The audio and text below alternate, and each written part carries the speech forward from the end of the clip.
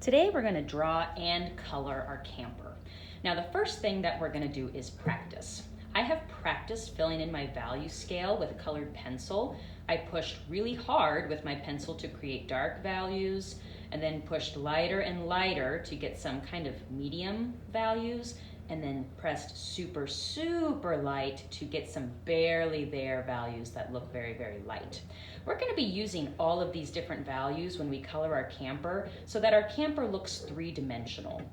So the first thing to do is we're going to practice drawing our camper, and we've done some research to look up the steps of actually drawing a camper. So we've done some practicing in our sketchbook, and now we are drawing our camper on a piece of nice drawing paper.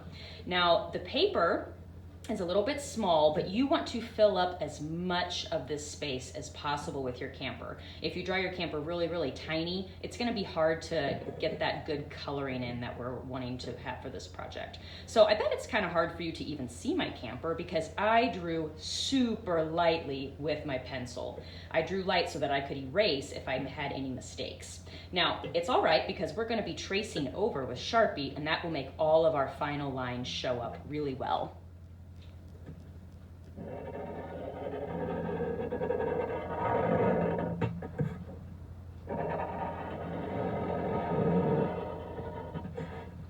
Okay, now I have finished outlining all parts of my camper. I didn't color anything in except for maybe a black tire if you want to do that, but the rest of it is going to be colored in colored pencil.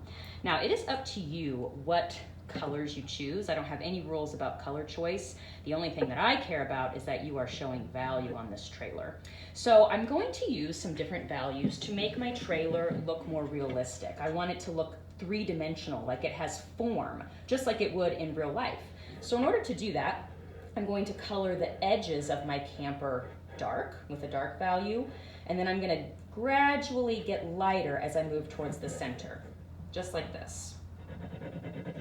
Pushing hard on the edge, and then starting to press lighter and lighter and lighter as I get towards the center. And sometimes you have to go back over a couple times if you think you didn't go gradually enough. I think I kind of started out too dark and then got light right away, but I wanted to kind of go a little more slowly than that. There we go.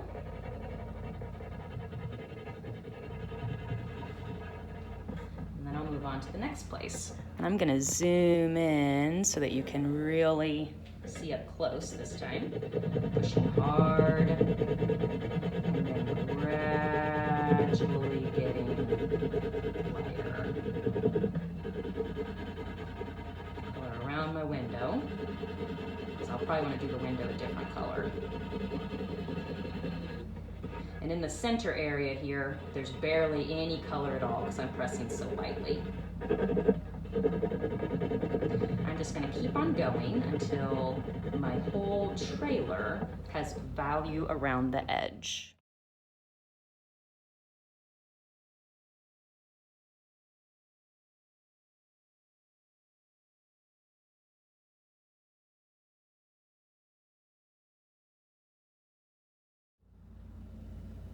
When you are finished, all parts of your camper should be colored. Now, everyone needs to try the value technique around the edges of your camper, but if you want to go above and beyond, you can use value on other parts of your camper as well.